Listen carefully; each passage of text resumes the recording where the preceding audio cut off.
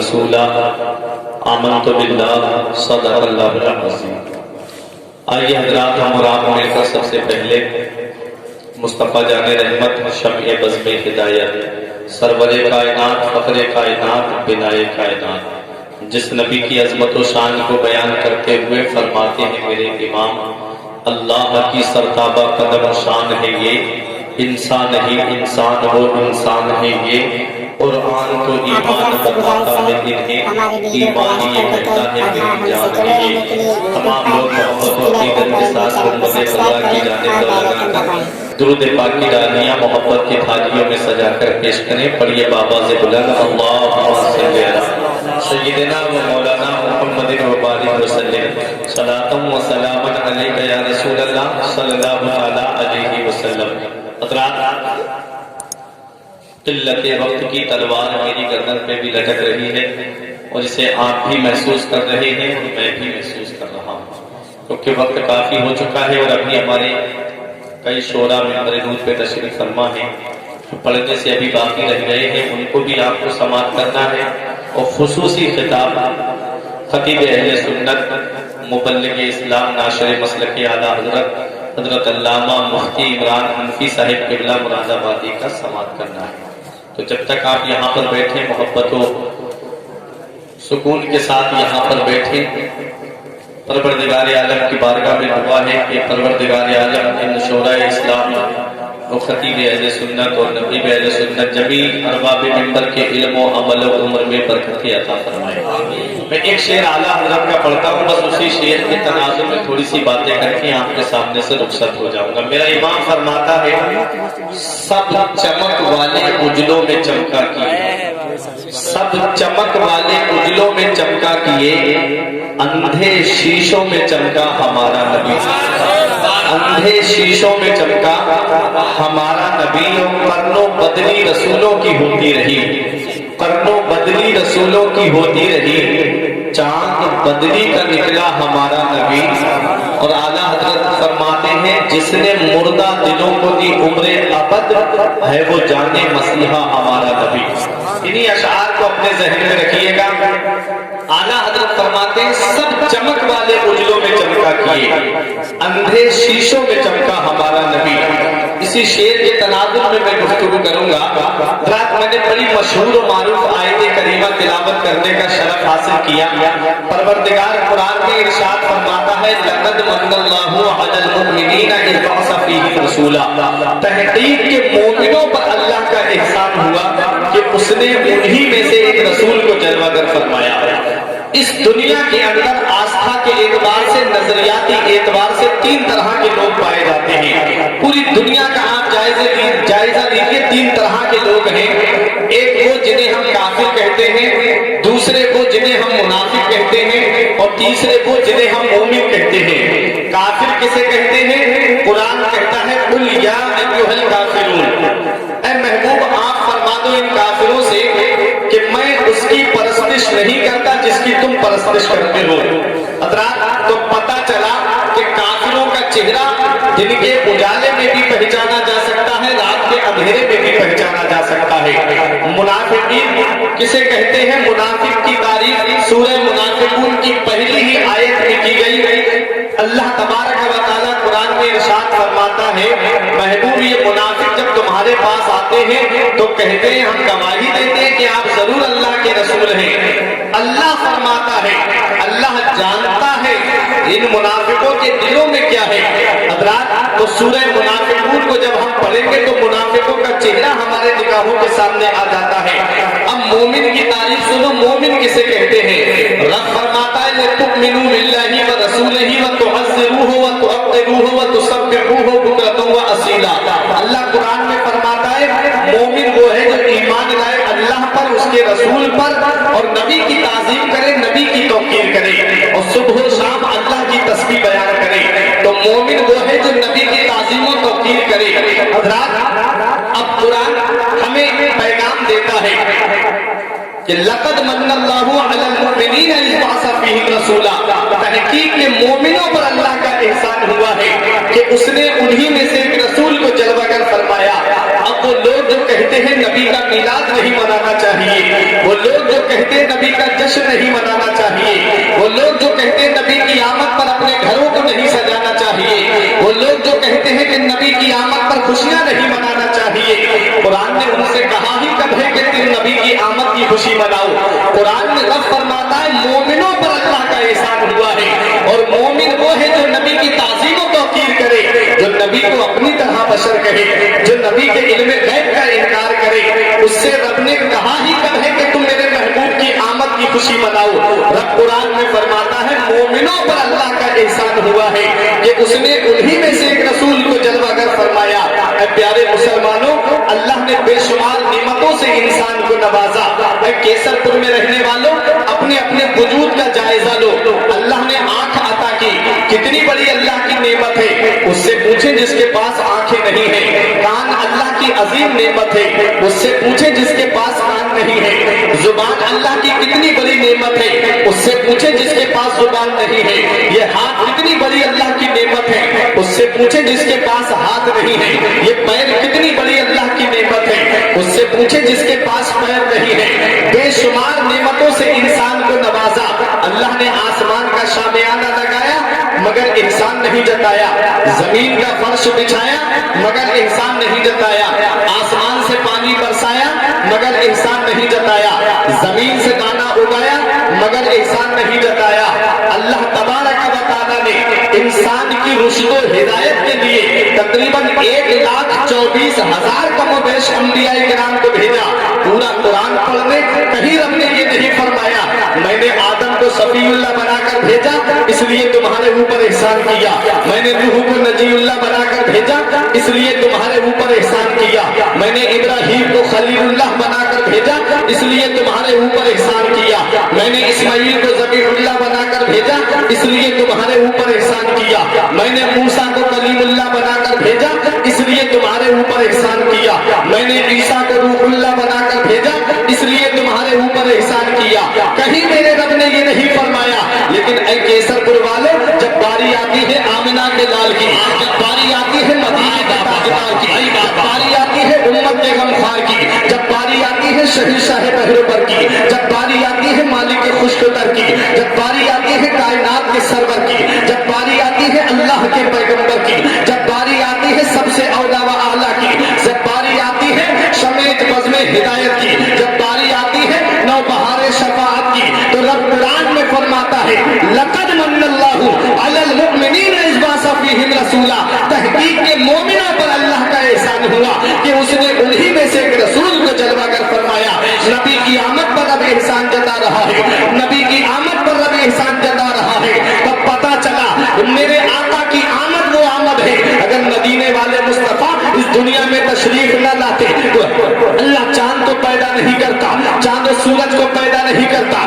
زمین و آسمان کو پیدا نہیں کرتا، ستاروں کو پیدا نہیں کرتا، جنت و دوزخ کو پیدا نہیں کرتا۔ پتا چلا مدینے والے مصطفیٰ کے صدقے میں ساری کائنات کو پیدا کیا گیا ہے۔ میرا ایمان بریلی سے پکار کے کہتا ہے زمین و زمان تمہارے لیے، مکین و مکان تمہارے لیے، ہم آئے یہاں تمہارے لیے، اٹھے بھی وہاں تمہارے لیے۔ میرے نبی کی آمد پر اب احسان جتا رہا ہے۔ تحقیق کے مومنوں پر اللہ کا احسان ہوا کہ اس نے انہی میں سے ایک رسول کو جلوہ گر فرمایا۔ اب اعلیٰ حضرت کا شعر سنو، سب چمک والے اجلوں میں چمکا کیے، اندھے شیشوں میں چمکا ہمارا نبی۔ اسی شعر کو ذہن میں رکھیے، سب چمک والے اجلوں کا مطلب کیا ہے؟ یہ علماء کرام بیٹھے ہیں، حفاظ کرام شورائے اسلام بیٹھے ہوئے ہیں، سب کی توجہ چاہتا ہوں۔ سب چمک والے اجلوں کا مطلب کیا ہے؟ ایک پیغمبر کی چمک میں دوسرا پیغمبر کام کرتا رہا، ایک پیغمبر کی روشنی میں دوسرا پیغمبر کام کرتا رہا۔ حضرت آدم جب اس دنیا میں تشریف لائے تقریباً 1000 سال تک لوگوں کے سامنے اسلام کی تبلیغ کرتے رہے، لوگوں کو رب کی وحدانیت کی طرف بلاتے رہے، لوگوں کو رب کی عبادت کی طرف بلاتے رہے، اور جب دنیا سے جا رہے تھے تو اپنے بیٹے شیش کو بلا کر کے کہا اے میرے بیٹے شیش، جس تم نے میری چمک کو دیکھا ہے، تم نے میری روشنی کو دیکھا ہے، تم نے میرے انداز تبلیغ کو دیکھا ہے، بیٹے جس چمک میں میں کام کرتا رہا اسی چمک میں تمہیں بھی کام کرنا ہے۔ حضرت شیش دنیا سے جا رہے ہیں، اپنے بیٹے کو وصیت کر کے جا رہے ہیں، جس چمک میں میں کام کرتا رہا اس چمک میں تم کام کرتے رہنا۔ حضرت ابراہیم دنیا سے جا رہے ہیں، اپنے بیٹے حضرت اسماعیل اور حضرت اسحاق کو وصیت کر کے جا رہے ہیں، جس چمک میں میں کام کرتا رہا، جس روشنی میں میں کام کرتا رہا اسی چمک میں تمہیں کام کرنا ہے۔ حضرت اسحاق دنیا سے جا رہے ہیں، اپنے بیٹے یعقوب علیہ السلام کو وصیت کر کے جا رہے ہیں، بیٹے جس چمک میں میں کام کرتا رہا، جس روشنی میں میں کام کرتا رہا ٹھیک اسی چمک میں تمہیں کام کرنا ہے۔ حضرت یعقوب دنیا سے جا رہے ہیں، اپنے بیٹے یوسف علیہ السلام کو وصیت کر کے جا رہے ہیں، ٹھیک اسی چمک میں کام کرتے رہنا۔ حضرت موسیٰ دنیا سے جا رہے ہیں، اپنے بھائی ہارون کو وصیت کر کے جا رہے ہیں۔ جب حضرت عیسیٰ علیہ السلام نے اپنی قوم کے سامنے یہ پیغام دیا، اے میری قوم میں تمہارے درمیان سے جانے والا ہوں، اب میں تمہارے درمیان سے بہت جلد چلا جاؤں گا، تب آپ کی قوم نے کہا اے ہمارے پیغمبر، اے اللہ کے رسول، جب آپ چلے جائیں گے تو ہمارے لیے رشد و ہدایت کا پیغام کون دے گا، ہمیں سیدھے راستے کی تعلیم کون دے گا؟ تو اللہ کے پیغمبر کا جواب سنو، پورا واقعہ قرآن میں آیا ہے۔ حضرت عیسیٰ علیہ السلام نے کہا اے میری قوم میں تمہیں یہ بشارت دینے آیا ہوں، میں تمہیں یہ خوشخبری دینے آیا ہوں، جس نبی کے صدقے میں مجھے کتاب ملی، جس نبی کے صدقے میں مجھے نبوت ملی، جس نبی کے صدقے میں میں اس دنیا میں آیا، وہ پیغمبر ابھی آئے نہیں ہیں، آنے والے ہیں۔ حضرات تو قوم نے کہا کہ ان کا نام کیا ہے؟ حضرات تو حضرت عیسیٰ نے جواب دیا ان کا نام احمد ہوگا۔ حضرات پورا واقعہ قرآن میں ہے۔ حضرت عیسیٰ نے کہا میں تمہیں بشارت دینے آیا ہوں، میرے بعد جو پیغمبر آ رہے ہیں ان کا نام احمد ہوگا۔ حضرات اب حضرت عیسیٰ اور میرے نبی کے درمیان تقریباً 570 یا 71 سال کا زمانہ گزر گیا، کوئی پیغمبر نہیں آیا، کوئی رسول نہیں آیا، کوئی نبی نہیں آیا۔ قوم کی حالت کیا ہو چکی تھی؟ اس زمانے کو زمانہ جاہلیت کہا جاتا ہے۔ حضرات وہ زمانہ ایسا زمانہ تھا، اگر کسی عورت کا شوہر مر جاتا اسے ایک کمرے میں بند کر دیا جاتا، 40 دن تک اسے نکلنے نہیں دیا جاتا تھا۔ 40 دن کے بعد اگر زندہ و سلامت نکل آتی اس کے سر کے بال مونڈ کر کے، چہرے پہ کالک لگا کر کے، گدھے کی ننگی پیٹھ پہ بٹھا کر کے پورے شہر میں گھما کر کے یہ تاثر دیا جاتا تھا یہ وہ منحوسہ عورت ہے جس کی وجہ سے اس کا شوہر مر گیا۔ حضرات بیٹا ماں کو لے جا کر کے بازار میں بیچ آتا تھا، یا چاہتا تو خود اپنے پاس رکھ لیا کرتا تھا۔ یہ ماؤں کے ساتھ سلوک ہو رہا تھا میرے نبی کی آمد سے پہلے۔ بھائی اپنی بہن کو خود اپنے ہاتھوں سے کاٹ دیتا تھا، خود اپنے ہاتھوں سے ذبح کر دیتا تھا تاکہ میں کسی کا سالہ نہ کہلاؤں، کوئی میرا پہلوئی نہ کہلائے۔ اور بیٹیاں زمین میں زندہ در کوئی کر دی جاتی تھی، بیٹیاں پیدا ہوتے ہی زمین میں گاڑ دی جاتی تھی۔ پیارے مسلمانوں وہ دور ایسا دور تھا، کون سا ایسا سینے میں درد رکھنے والا دل ہے جس کی آنکھ سے آنسو نہ نکلے؟ اس دور کو یاد کر کے ایک صاحب کا بیان ہے مکے کے، کہتے ہیں جب میری بیٹی چلنے لگی تو میں نے اپنی بیٹی سے کہا چل بیٹی تجھے میلہ دکھا کے لاتا ہوں۔ میری بیٹی بہت خوش تھی کہ آج اس کا باپ اسے میلہ دکھا کے لائے گا۔ کہتے ہیں جب میں کنویں کے پاس لے کر کے گیا میں نے کہا بیٹی نیچے کو دیکھ، میری بیٹی نے کنویں میں جھانک کر کے دیکھا، میں نے دھکا دیا، میری بیٹی کنویں کے اندر جا کر کے گری۔ کہتے ہیں کہ میری بیٹی پانی میں ڈوب کر کے مر گئی۔ اللہ اکبر، وہ دور ایسا دور تھا جس دور میں بیٹیوں کو زمین میں زندہ گاڑ دیا جاتا تھا۔ پیارے نبی کے پیارے صحابی جن کا نام حضرت دہیہ کلبی ہے، واقعہ آپ نے سنا ہوگا۔ پیارے مسلمانوں دہیہ کلبی کے چہرے پہ جب نبی کی نظر پڑی تو دعا کی اے اللہ دہیہ کلبی کو اسلام کی دولت عطا فرما دے۔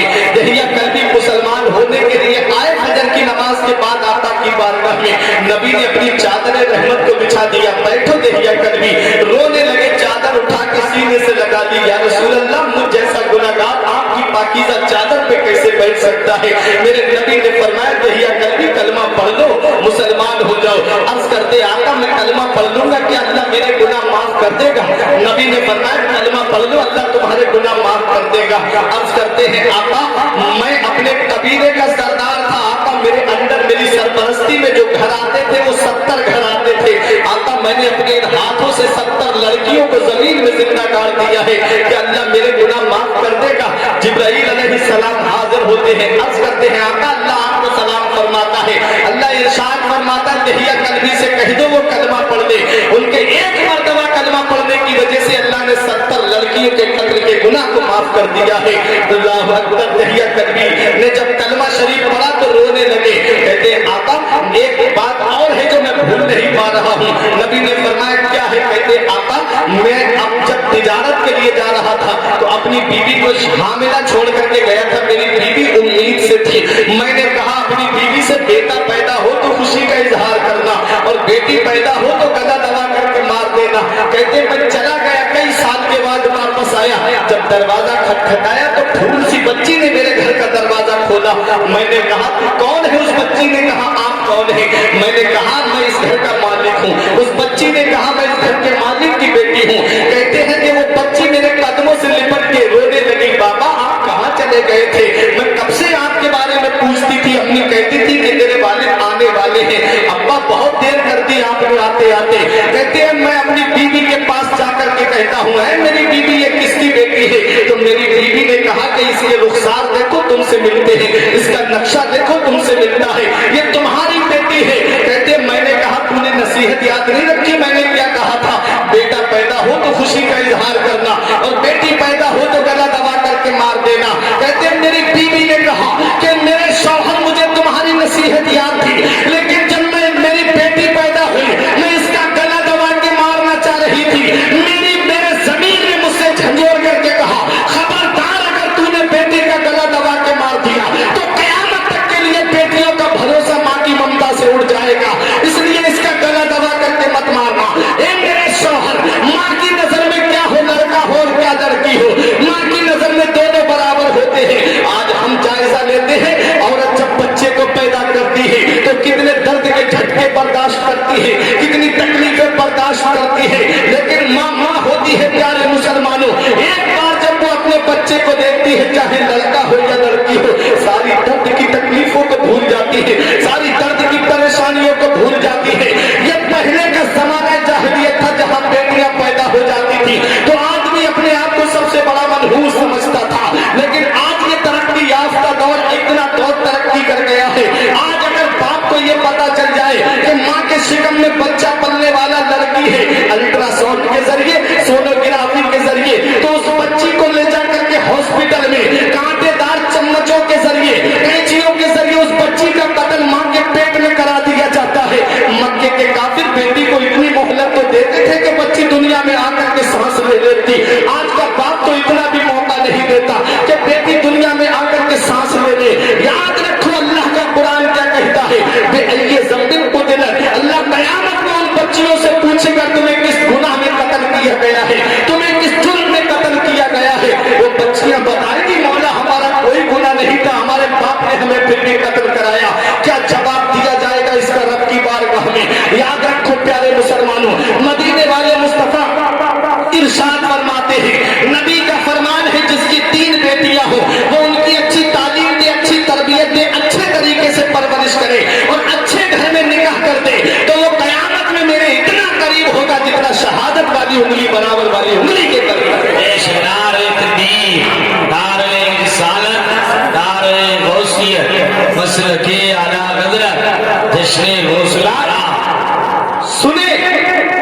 مدینے والے مصطفیٰ کا فرمان، ایک صحابی کھڑے ہوئے آقا جس کی 2 بیٹیاں ہوں وہ کیا کرے؟ نبی نے فرمایا جس کی 2 بیٹیاں ہوں اچھی تعلیم دے، اچھی تربیت دے، اچھے گھر میں اس کا نکاح کر دے، وہ بھی قیامت میں میرے اتنا قریب ہوگا جتنا شہادت والی انگلی برابر والی انگلی کے قریب ہے۔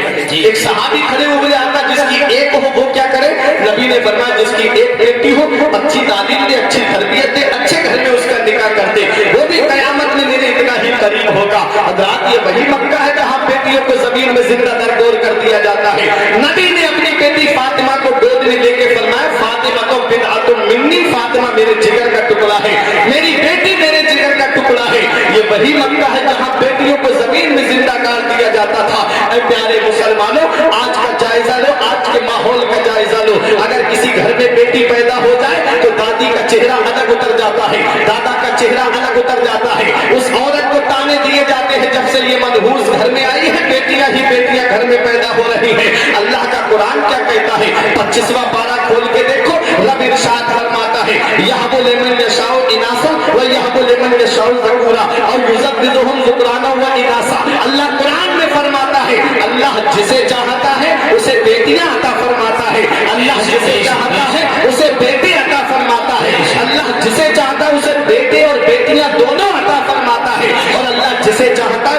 मंद बना देता है। बेटा देना अल्लाह के दस्ते कुदरत में है, बेटी देना अल्लाह के दस्ते कुदरत में है। बेटे और बेटियां दोनों देने ये अल्लाह के दस्ते कुदरत में है। अल्लाह ने 15वें पारे में फरमाया वला तक़्तुलू औलादकुम मिन खशियति इमलाक नहनु नरज़ुकुकुम व इय्याहुम। अपनी औलाद को गरीबी के डर से कत्ल मत करो, हम तुम्हें भी रोजी देते हैं और तुम्हारी औलाद को भी रोजी देंगे। रोजी देने वाली जात अल्लाह की है, खाना खिलाने वाली जात अल्लाह की है, तुम गरीबी के डर से कत्ल करने वाले कौन हो?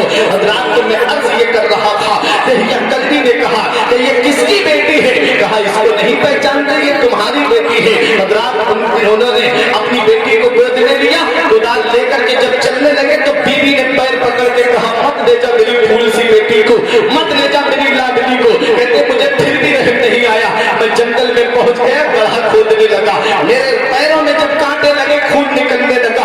मेरी बेटी ने कहा पापा घर पे वापस चलो, बाप का लहू बहा के खाना नहीं खाना है, बाप का खून बहा के खाना नहीं खाना है, पापा वापस चलो। कहते मुझे फिर भी रहम नहीं आया। कहते हैं जब मैं नारे तकबीर, नारे रिसालत, खतीब आदमी हिंदुस्तान मुफ्ती इमरान बैठे दुरूद पाक में अल्लाहुम्मा सल्ली अला सय्यिदिना व मौलाना मुहम्मदिन व बारिक वसल्लम सलातो व सलाम अलैका या रसूल अल्लाह सल्लल्लाहु तआला अलैहि वसल्लम। कहते हैं कि जब मैं जंगल की तरफ गया और जब मैंने गड्ढा खोदा और अपनी बेटी को जब मैंने उसमें खड़ा किया, उसके ऊपर मिट्टी डालना शुरू की।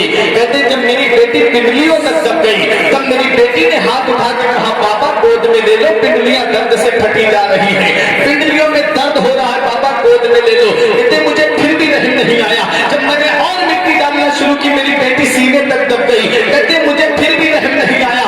मेरी बेटी जब गले तक दब गई तब मेरी बेटी ने ऊपर आसमान की तरफ नजर उठा करके देखा और कहा कि मेरे मौला जहां सारे दरवाजे बंद हो जाते हैं वहां तेरी रहमत का दरवाजा खुला होता है। मौला मैंने अपने घर में सुना है कि बेटियों को बचाने वाला पैगंबर आएगा। कब आएगा बेटियों को बचाने वाला? कब आएगा जिंदगी देने वाला पैगंबर? कब आएगा बेटियों को जमीन में जिंदा दरगोर होने से बचाने वाला पैगंबर? कहते हैं कि मैं मिट्टी डालता रहा अपनी बेटी पर। आज जिस हिंदुस्तान में तुम रहते हो, इसी हिंदुस्तान की सरजमीन पर अगर किसी औरत का शौहर मर जाता तो उसे भी चिता पे जिंदा जला दिया जाता था। वो बेवाओं की आहें आसमान के पर्दे से जाकर के टकरा रही थी। कब आएगा बेवाओं को बचाने वाला? आज जब बेटी बचाओ और बेटी पढ़ाओ का नारा लगाया जाता है, आज जब हाईवे के पास से गुजरो